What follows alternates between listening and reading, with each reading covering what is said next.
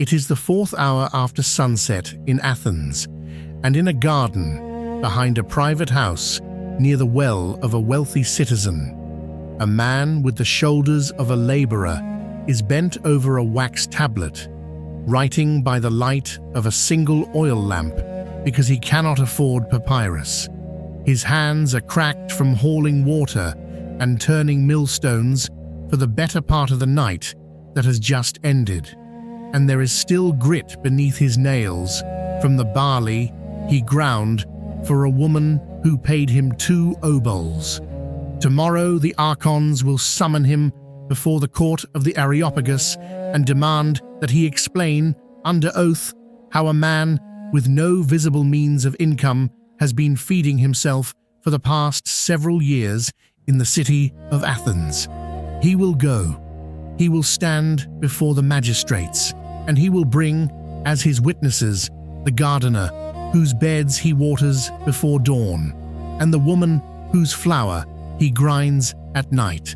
And when they have testified, the court will offer him 10 minas from the public treasury in recognition of his industry, and he will refuse the money, because to accept it would be to change the arrangement by which his life has been made possible. The man's name is Cleanthes of Assos.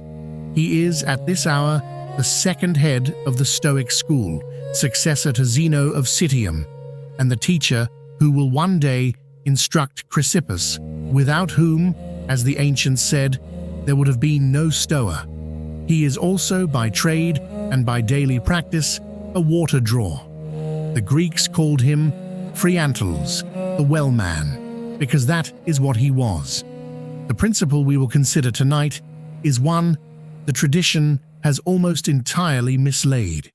It is not endurance, though endurance is part of it. It is not poverty as a virtue, though Cleanthes was poor.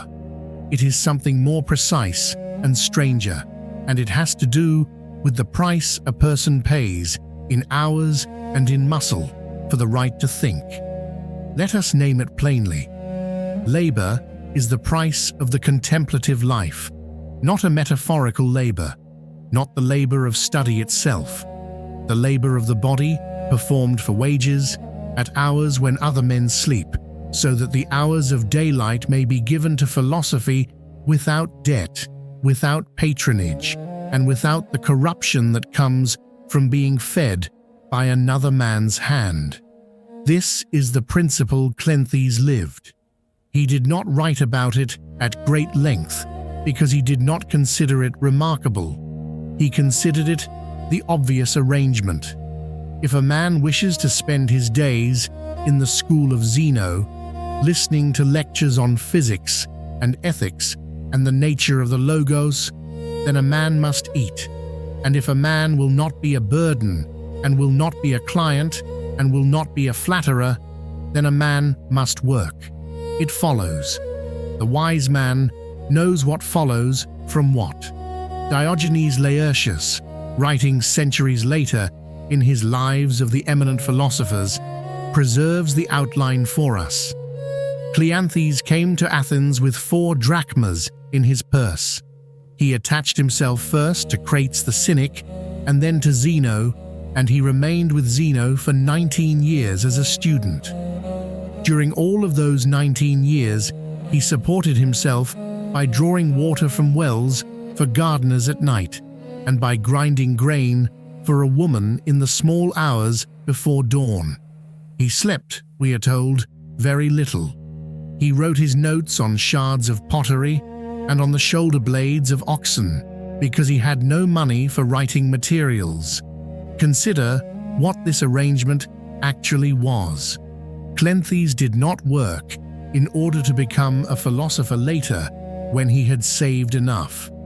He did not work part of the year and study part of the year. He worked every night and he studied every day, and the 2 activities were not phases of a life, but the 2 halves of a single continuous practice. The body labored so that the mind could be free. The mind was free because the body labored. Neither half was preparation for the other. Both were the life itself. We are told that his fellow students mocked him. They called him the ass because he alone could carry the weight of Zeno's teachings. Cleanthes is reported to have replied that this was true, for the ass alone could carry Zeno. The remark is characteristic. He accepted the low estimation and turned it into an ornament. He did not defend himself. He did not explain that he worked at night. He let the joke stand and answered it with a joke of his own that conceded everything and yielded nothing. This is the principle in its first form. Now let us see the man in his circumstance and understand what it cost him and what it made possible. Cleanthes was born in Assos, a small town on the coast of the Troad in Asia Minor, sometime around the year 330 before the Common Era. His father was, by most accounts, a man of modest means. Cleanthes trained in his youth as a boxer. This is important. When he arrived in Athens with 4 drachmas, he was not a soft-handed scholar looking to earn his keep. He was a fighter with a fighter's build and a fighter's tolerance for repetitive physical suffering. The wells of Athens were deep. The rope burned the hands. The bucket, when full, weighed a great deal, and it had to be pulled up hand over hand, sometimes for hours, in the dark, for the price of a few obols per garden. Athens, in the last quarter of the 4th century before the Common Era, was a city in the long shadow of its own greatness. The wars of the Diadochi had settled into an uneasy patchwork of kingdoms. Athens itself was no longer the political center of the Greek world, but it remained the philosophical center, the Academy of Plato still functioning under his successors, the Lyceum of Aristotle under Theophrastus, the Garden of Epicurus newly established, and the Stoa Poikila, the painted porch, where Zeno of Citium walked back and forth in the mornings and lectured to whoever would listen. Zeno himself had come to Athens as a foreigner, a Phoenician merchant's son, shipwrecked on the coast, who had drifted into philosophy almost by accident and had become, over the course of decades, the founder of a school that would shape Roman thought for the next 500 years. Zeno was not wealthy. Zeno was not a citizen. Zeno was, in his person, an argument that philosophy did not require the leisure of the aristocracy. But Zeno was also, by the time Cleanthes arrived, a public figure. He was honored by the Athenians. He dined with the king of Macedon when the king visited. He had, if not wealth, at least the ordinary security of a man whose reputation feeds him. Cleanthes had none of this. He was a foreigner from a small town, older than the other students, physically imposing but slow in speech. The sources describe him as laborious. This is not, in ancient Greek, a compliment about work ethic. It is a description of intellectual pace. He was slow to grasp arguments. He was slow to construct them.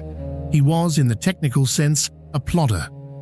Chrysippus, who came later and became the 3rd head of the school, was quick. Cleanthes was not, and yet Zeno chose him. Zeno taught him for 19 years. When Zeno died, around 262 before the Common Era, it was Cleanthes who took over the school, not one of the quickest students, and he ran it for the next 32 years, until his own death at the age of 99. How did a slow, laboring foreigner become the 2nd head of the Stoa? The ancient sources give us fragments. One story. Zeno noticed that Cleanthes' cloak was thin and that his body showed signs of undernourishment.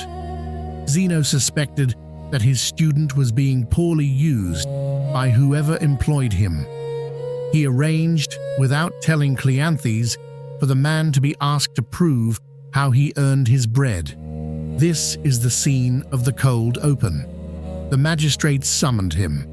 The witnesses came. The gardener testified.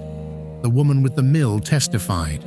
And Cleanthes, when offered 10 minas from the public treasury, refused.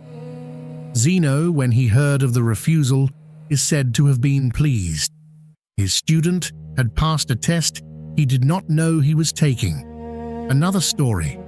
A fellow student, or perhaps a passerby, asked Cleanthes why he continued to work at menial labor when he had by now studied for so many years and could easily be supported by admirers.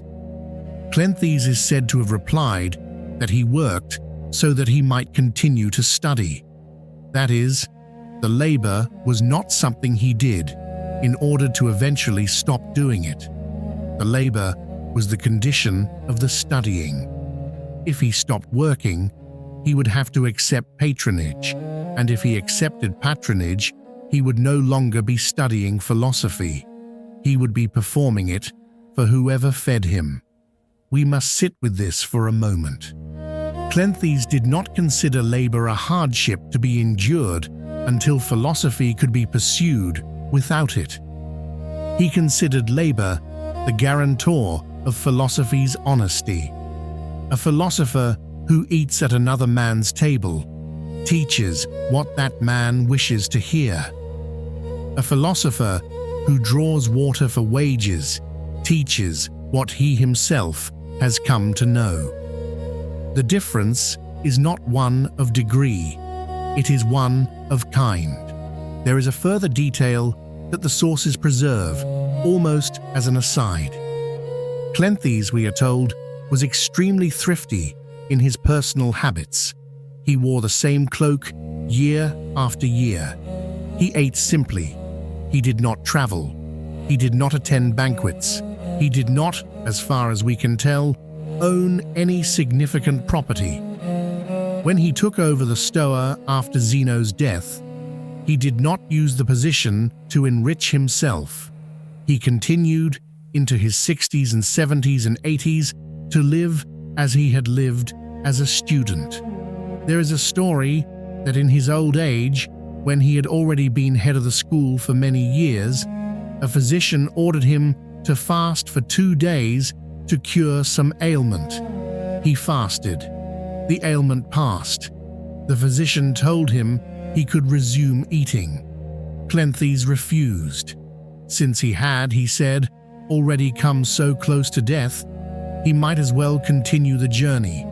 He starved himself to death at 99. The story may be apocryphal. It may be shaped by later Stoic hagiography, but it is consistent with the man the earlier sources describe. He did not cling. He did not bargain. He completed things. Now let us look more closely at how the principle functioned for him in the daily fact of his life. The night began, we may reasonably reconstruct, some hours after dark. Cleanthes would leave whatever lodging he kept, which was probably a single small room, and walk to the first of his employers. The garden was watered by hand from the well, bucket by bucket, tree by tree, bed by bed. The work was not skilled. It required only strength and persistence. He would work at this for perhaps 4 or 5 hours. Then he would go to the woman with the mill, and he would grind barley or wheat for another 2 or 3 hours, turning the heavy upper stone by means of a wooden handle, hour after hour, until the woman had enough flour for the morning's baking. Then he would go home, perhaps sleep for 2 or 3 hours, and then walk to the Stoa for the morning lectures. In the lectures, he was slow. He wrote nothing down that he could not remember. When he could not remember, he wrote on pottery shards because he had no papyrus. Diogenes Laertius specifies this. The image is worth holding. A large, tired, aging man sitting on the steps of the painted porch, scratching notes on broken pieces of pottery with a stylus because he cannot afford the medium on which the other students take their notes. And out of these pottery shards came the works. He wrote, we are told, some 50 treatises, of which almost nothing survives. Titles are preserved: on the passions, on duty, on fortitude, on time, on the physics of Zeno, in 4 books, on the predicates, on the poet. He composed poetry, including the fragment we do have, the hymn to Zeus, which is the longest continuous piece of early Stoic writing that has come down to us. It begins, in the old translation, most glorious of the immortals, many named, ever all-powerful, Zeus, first cause of nature, who rulest all things with law, hail. The hymn is a serious philosophical poem. It treats Zeus as the logos, the rational principle of the universe. It argues that human beings share in this logos and that evil arises when human beings act against it. It ends with a prayer that Zeus will disperse the darkness of ignorance from the soul and grant the wisdom by which he governs all things with justice. This poem was written by the water drawer. This is the philosophical output of the ass, the plodder, the man who scratched notes on shards because he had no papyrus. And it is not derivative work. It is not a summary of Zeno. It is Cleanthes' own theological vision, extending Zeno's physics into a form that Chrysippus would later systematize, but which Cleanthes gave shape. Consider what this required. The mind that composed the hymn to Zeus had to be a mind that could concentrate, that could hold a complex argument in its structure for the days or weeks required to write a hymn in dactylic hexameter, that could refine and reconsider and revise. This mind belonged to a body that had spent the previous night hauling water and grinding grain. The body did not incapacitate the mind. The body underwrote the mind. We are so accustomed, in the tradition we have inherited, to the image of the philosopher as a leisured man that we struggle to see what Cleanthes actually was. The Roman Stoics we know best, Seneca and Marcus Aurelius, were wealthy men. Seneca was one of the richest men in the empire. Marcus was the emperor. Even Epictetus, who was born a slave, ran his school in Nicopolis on donations from wealthy Romans who came to hear him. Cleanthes belongs to an earlier and stranger stratum. He is the philosopher who paid out of his own hands night after night for the right to think during the day. There is a story told of him by Seneca himself, centuries later. Seneca reports that when Cleanthes was writing, and a fellow student expressed surprise that a man of his age still needed to take instruction, Cleanthes replied that if he ever stopped needing to learn, he would need to stop being. The remark is preserved as an example of philosophical humility, but it also tells us something about how Cleanthes understood his own life. He did not consider that he had arrived. He considered that he was still on the road. The labor at the well and the study in the porch were both for him forms of walking. He was going somewhere. He had not stopped. Let us now consider what he is actually teaching us, not as a distant historical figure, as a mentor. The principle, stated plainly, is this: if you wish to live a contemplative life, and by contemplative I mean any life in which the disciplined use of the mind is central, then you must ask yourself what you will pay for it, and who will pay for it if you do not. Someone always pays. The contemplative life is expensive. It requires hours in which the body is fed, but not working for wages. It requires materials, whether papyrus in Athens, or books, or quiet rooms today. It requires, above all, the freedom to think slowly. This freedom does not exist in nature. It must be purchased. There are, broadly, 3 ways it may be purchased. First, by inheritance. The philosopher may be born into a family that supplies him. Second, by patronage. The philosopher may attach himself to a wealthy man or an institution that supplies him in exchange for services, whether the service is teaching the patron's children or flattering the patron's opinions or lending the patron's name intellectual prestige. Third, by labor. The philosopher may work with his own hands at some task that produces income and use the income to buy his own time. Cleanthes chose the third way. He chose it, we must understand, when the second way was available to him. Zeno had connections. Antigonus, king of Macedon, was a friend and admirer of the Stoic school. Any student of Zeno's could have found a patron. Cleanthes did not seek one. When the court of the Areopagus offered him public money, he refused it. Why? What did he understand that would make him refuse 10 minas, a substantial sum, when he was clearly in need? He understood that the source of a philosopher's bread shapes what the philosopher can say. This is the principle in its hard form. It is not a moral preference. It is a claim about the sociology of thought. A man who eats at another man's table cannot fully criticize that table. He may not intend to flatter. He may believe himself independent, but his mouth has been formed by the food it has been given, and his mouth will eventually say what the food has taught it to say. This is not corruption in the crude sense.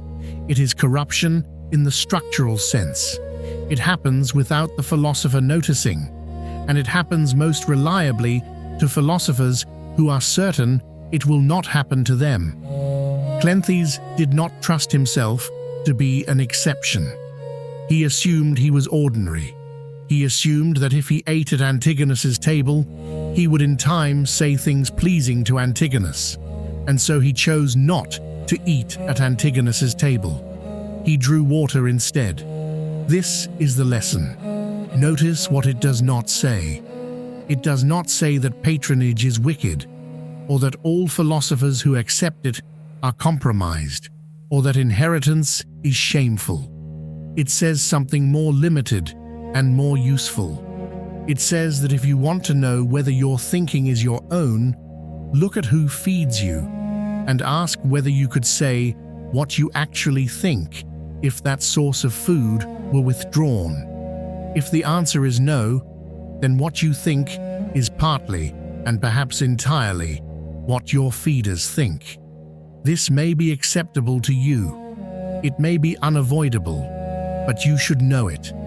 Cleanthes knew it, and he arranged his life so that no one could withdraw his food except by preventing him from working, which no one had the power to do.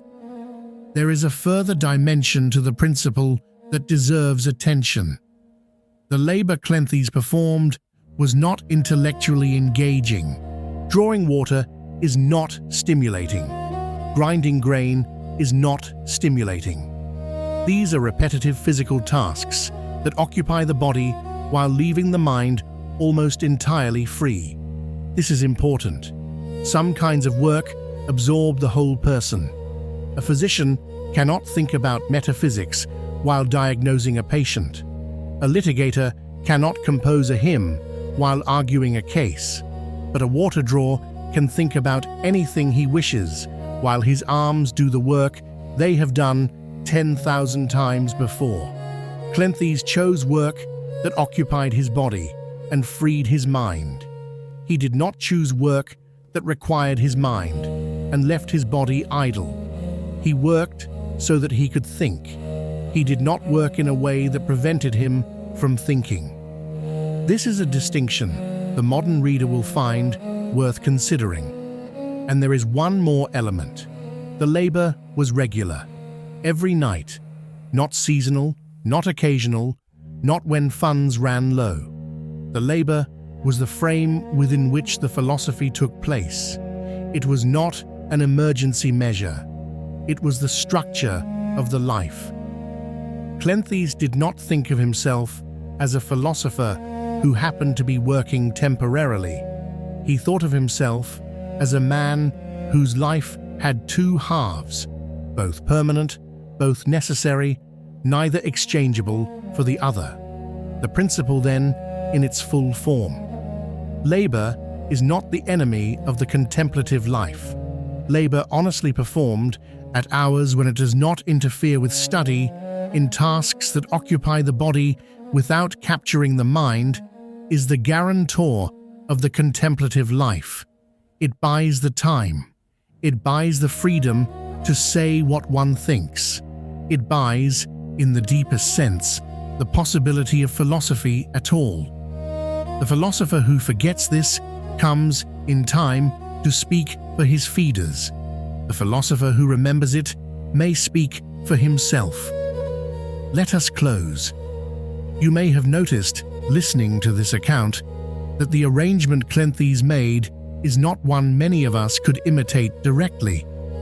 The economy of ancient Athens is not the economy of the present. Water is not drawn from wells for wages.